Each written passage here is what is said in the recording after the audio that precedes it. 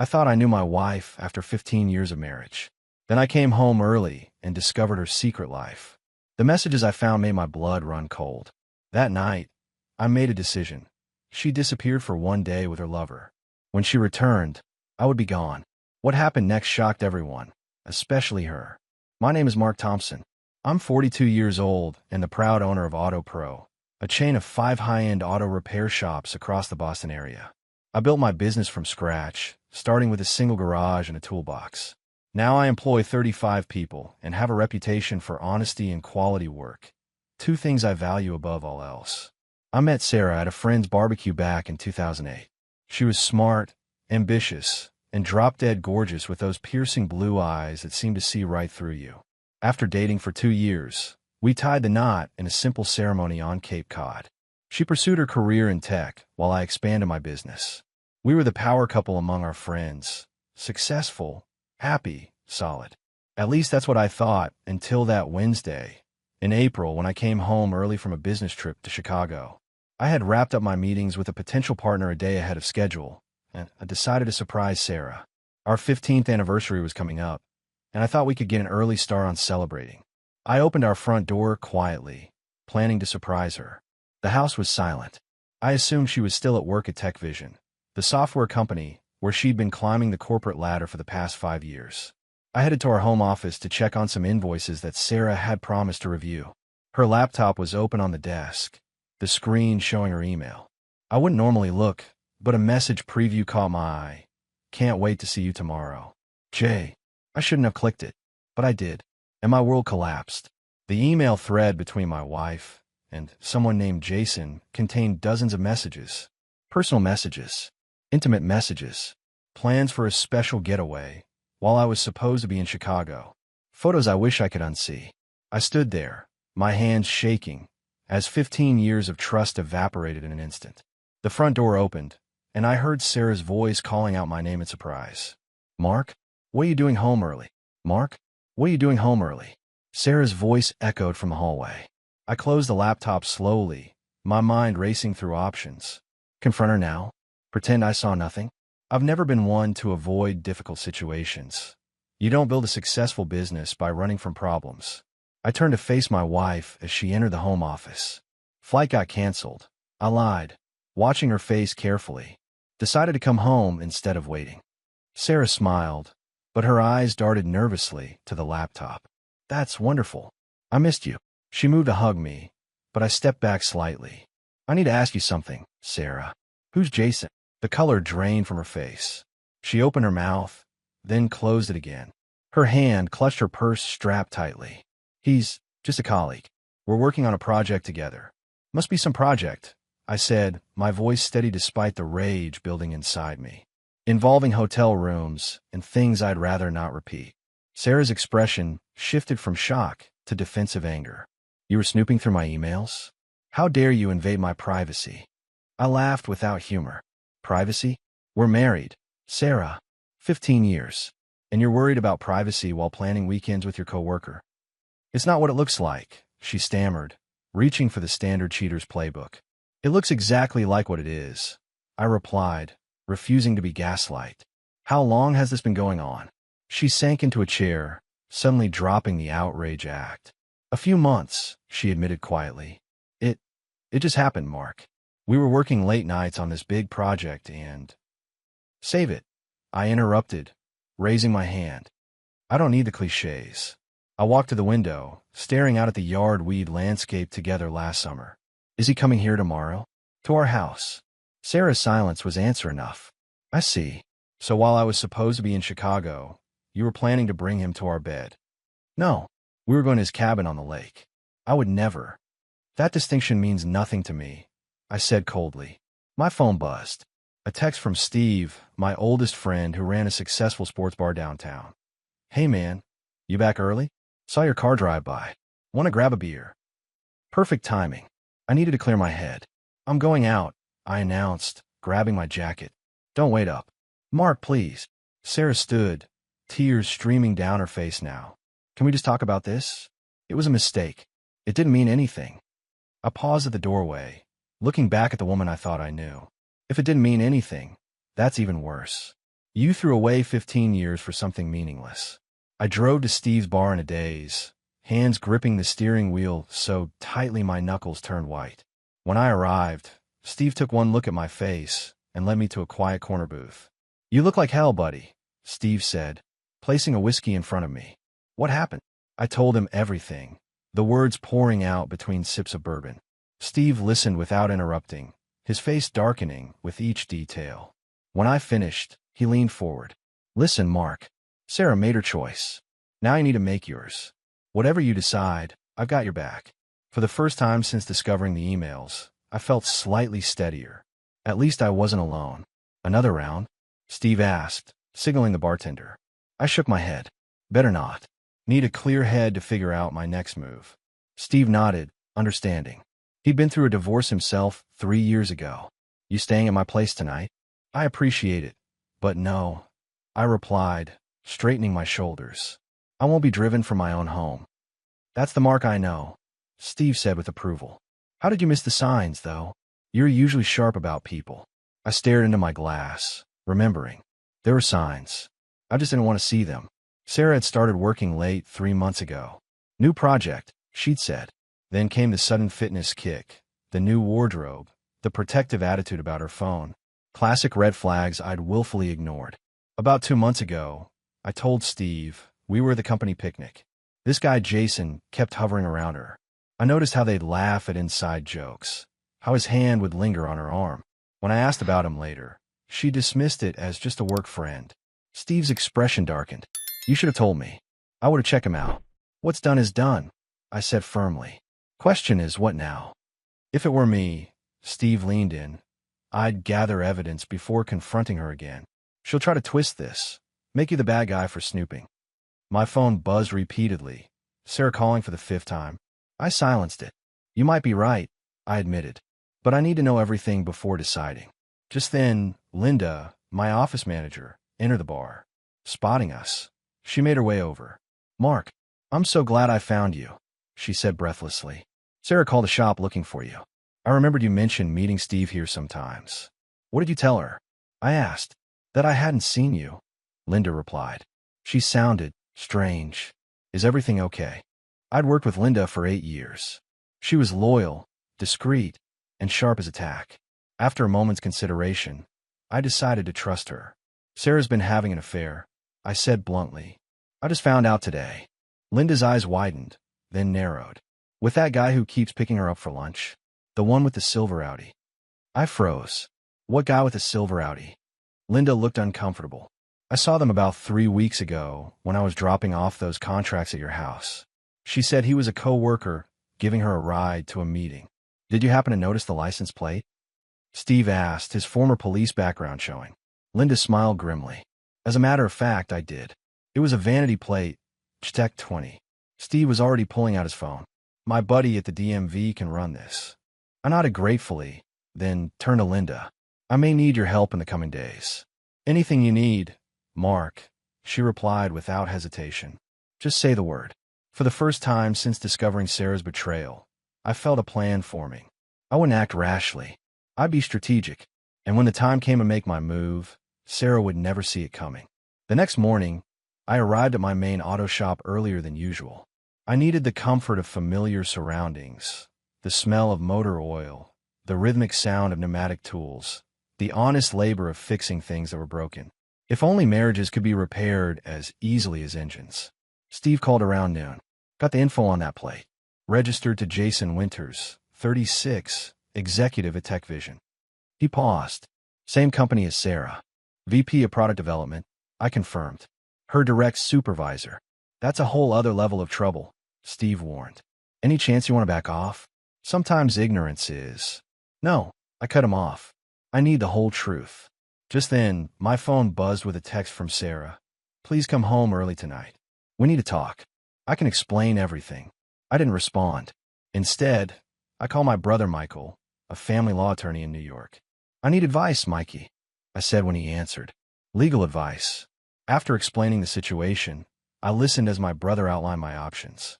The conversation was painful, but necessary. "Document everything," Michael advised.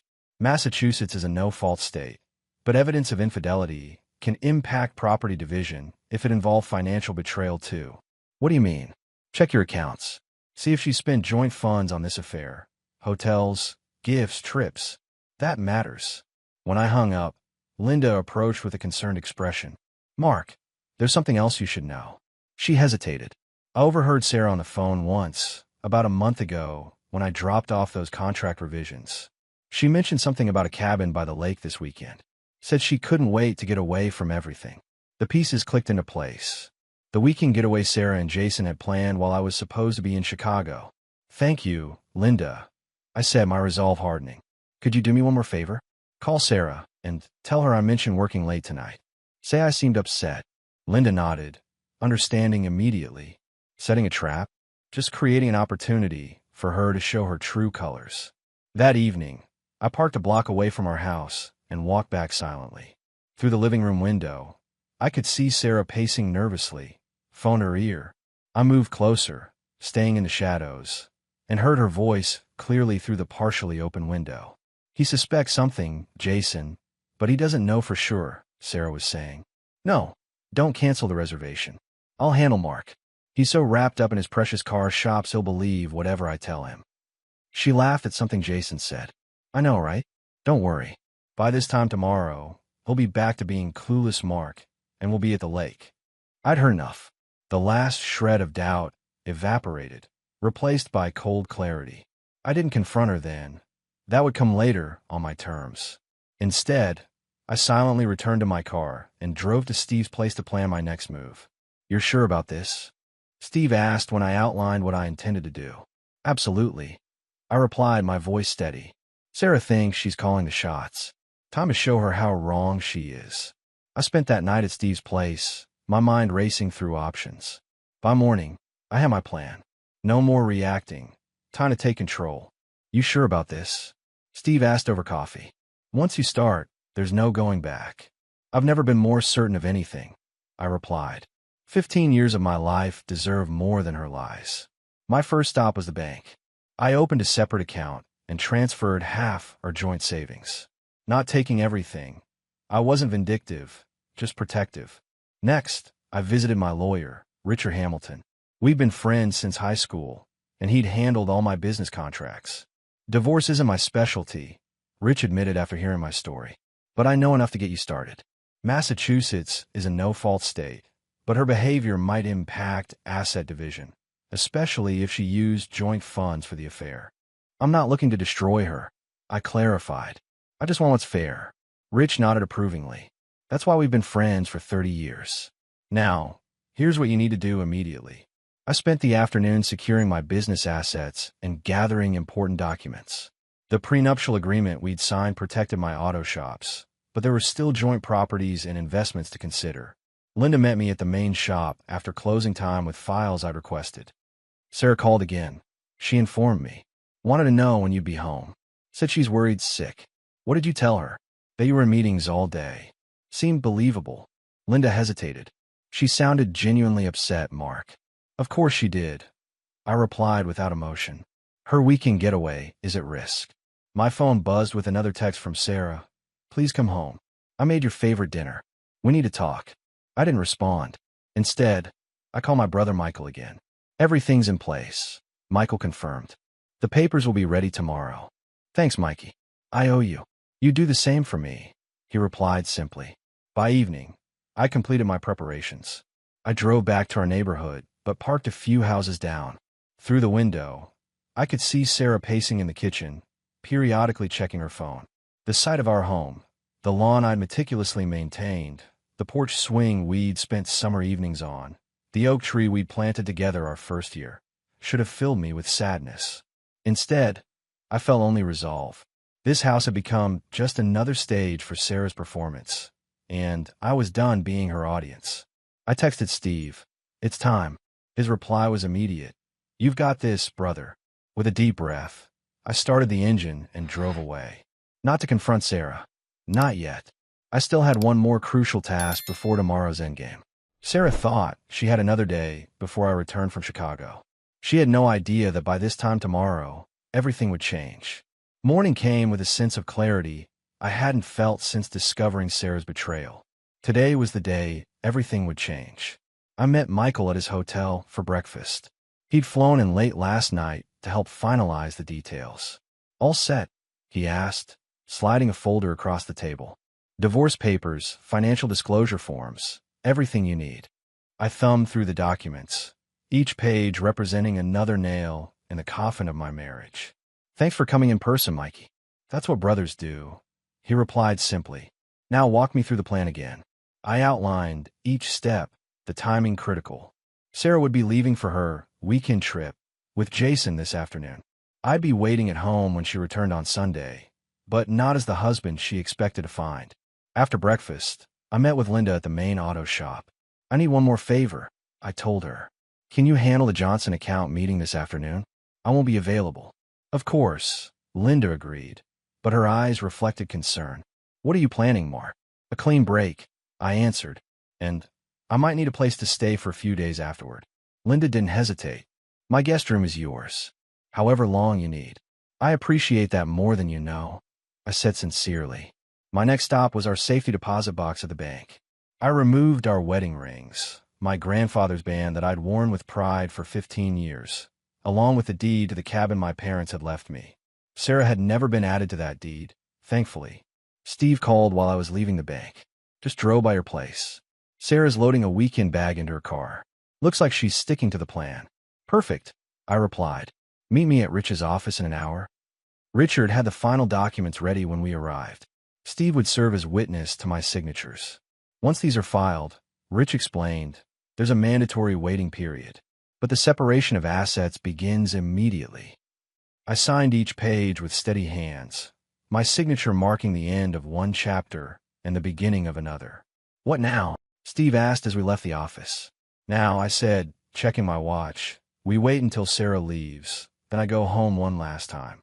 We watched from Steve's car as Sarah emerged from our house, weekend bag in hand. She looked excited, carefree, the weight of deception apparently easy for her to bear. Once her car disappeared around the corner, I drove home. The house felt different somehow, hollow, like a stage set after the actors had gone. I moved methodically through each room, gathering only what mattered most. My father's watch, photo albums of my family, the signed baseball my grandfather had given me before he died. In our bedroom, I placed the divorce papers on Sarah's pillow, along with my wedding ring and a short letter. Sarah, you disappeared for one day. When you return, I'll be gone. I know everything about Jason. Don't bother with explanations. My attorney will contact you next week. Mark. Simple. Direct. Final. I took one last look around the house we'd shared, then walked out the door, locking it behind me. The weight that had been crushing my chest since discovering her betrayal began to lighten with each step toward my car. Whatever happened next, I would face it on my terms, not hers. Steve's spare room wasn't fancy, but it offered something I desperately needed: peace. I spent Friday night reviewing the divorce strategy with Michael, then Saturday preparing for what came next. Sarah's been calling nonstop, Steve reported, checking my phone, which I'd mostly ignored. 23 missed calls and about 40 texts. I scrolled through the messages. Where are you? Please come home so we can talk. This is ridiculous, Mark. Answer your phone. I cancel my plans to wait for you. I'm getting worried. If I don't hear from you soon, I'm calling the police. That last one made me chuckle grimly. Seems she canceled her romantic getaway. You knew she would, Michael observed. Once she realized you weren't playing by her script. She'll be frantic by now, I acknowledged, feeling no satisfaction in her panic, just a dull certainty that I was doing what needed to be done. Around noon, Linda called. Sarah showed up at the shop looking for you. She seemed completely distraught. What did you tell her? That I hadn't seen you since Thursday, Linda replied. She didn't believe me. Started demanding access to your office. I had to threaten to call security. I'm sorry you got dragged into this, I said. Don't be, Linda assured me. After what she did, she deserves worse. By Saturday evening, Sarah had escalated to calling Steve, who answered with an Academy Award-worthy performance of ignorance. No idea where he is, Sarah. Maybe he needed some space. People do disappear sometimes. On Sunday morning, the day Sarah would have returned from her weekend trip, had she gone, I received a text from our neighbor Ted. Your wife's parents just arrived. They look worried. Everything okay? So she called in reinforcements. Predictable. Sarah's parents had always adored me. Their success story, son-in-law who built a business from nothing. Wonder how they'd feel knowing their daughter was sleeping with her boss. Time for phase 2. Michael asked over breakfast. I nodded. Let's do it. While Sarah orchestrated a search party, I was systematically separating our lives. Michael had already filed the divorce papers on Friday. Rich had frozen our joint investment accounts pending legal proceedings. And I'd met with my business accountant to ensure the auto shops were protected. Now came the hardest part, facing the whispers and questions that would follow. I wasn't hiding forever, just long enough for Sarah to understand what it felt like to have someone disappear without explanation. Steve clapped my shoulder. You ready for tomorrow? As I'll ever be, I replied. Tomorrow I'd return to work, face my employees, and begin my new life as a soon-to-be divorced man. My phone buzzed with another text from Sarah. Please, Mark. Whatever you think happened, you're wrong. Just come home so I can explain. I love you. Too little, too late. The man who would have done anything to save his marriage was gone. In his place stood someone stronger, someone who refused to be deceived any longer. That night, I wrote an email to my employees explaining that Sarah and I were separating, asking for their discretion and support during this transition. As I pressed send, I felt a weight lifting. Sarah had disappeared for what was supposed to be one day with her lover. When she returned, I was gone, not just physically, but in every way that mattered. Monday morning arrived with a sense of purpose. I dressed carefully in my best suit, armor for the day ahead, and drove to my main auto shop. Michael insisted on coming along for moral support. You sure you're ready for this? He asked as we pulled into the parking lot. No turning back now, I replied, straightening my tie. The moment I walked through the door, conversation stopped. Linda recovered first, striding forward with a professional smile that didn't quite mask her concern. Good morning, boss. Your 9 a.m. with Peterson Auto Parts is confirmed, and there's coffee in your office. Thank you, Linda, I said, loud enough for everyone to hear. For everything. The morning proceeded with surprising normalcy. Employees who'd received my email offered subtle nods of support, but asked no questions. By noon, I'd settled back into work rhythms, finding comfort in the familiar problems of inventory and customer service. Then Sarah arrived. I was reviewing a parts order when Linda's voice came through the intercom. Mark, your wife is here. Security wants to know if they should let her in. Taking a deep breath, I replied, send her in my office. Michael, who'd been working quietly in the corner, stood. Want me to stay? No, I decided. This is between us. Sarah burst through the door seconds later, looking nothing like the polished professional I'd known for 15 years. Her hair was disheveled, eyes red-rimmed, makeup hastily applied. Where have you been? She demanded, slamming her purse on my desk. Do you have any idea what I've been through? I called hospitals. I filed a missing person report. I leaned back in my chair, regarding her calmly. I left you a letter explaining everything. A letter. She practically spat the word. 4 sentences ending our marriage. And you think that's explanation enough? What would be enough, Sarah? A detailed account of your affair with Jason? The plans you made for your lake house getaway while I was supposedly in Chicago? Or maybe the way you laughed about manipulating me on the phone Thursday night? Her face paled. You were spying on me? No, Sarah. I came home early to surprise you and found your emails. Everything after that was just confirmation of what I already knew. Sarah collapsed into the chair opposite me, her anger deflating. Mark, it was a mistake. A stupid, terrible mistake that meant nothing. If it meant nothing, that's worse. I replied, echoing words I'd said days earlier. And it wasn't a mistake. It was a choice. Multiple choices, made day after day. So that's it. 15 years of marriage, and you just disappear without giving me a chance to explain? The irony of her complaint wasn't lost on me. You disappeared first, Sarah, I said quietly. The moment you decided our vows meant nothing. I just made it official. What do you want? She whispered finally. To punish me? Make me suffer. I want a divorce. I answered simply. Clean, fair, and final. My lawyer has already filed the papers. And if I contest it, then we do this the hard way. I replied, my voice hardening. Every email, every photo, every detail becomes public record. Your parents, our friends, your colleagues, everyone will know exactly what happened. Is that what you want? Sarah stared at me for a long moment, searching for the husband who would have done anything to save our marriage. He was gone. You've changed, she said finally. Yes, I agreed. I have. After she left, Michael returned, eyebrows raised in question. She'll sign, I predicted. She has too much to lose otherwise. That evening, as I left work surrounded by employees who had shown their loyalty through discretion, I felt something unexpected. Not happiness, not yet, but possibility. The future stretched before me, uncertain but my own. 3 months passed quickly. Sarah signed the divorce papers without contest, likely realizing her position was indefensible. The process moved forward with clinical efficiency, exactly as Michael had predicted. I threw myself into work, expanding operations to a 6th location in a neighboring town. The distraction was welcome, the success even more so. You're different now, Linda remarked one evening as we reviewed quarterly projections. More focused. Clarity will do that, I replied.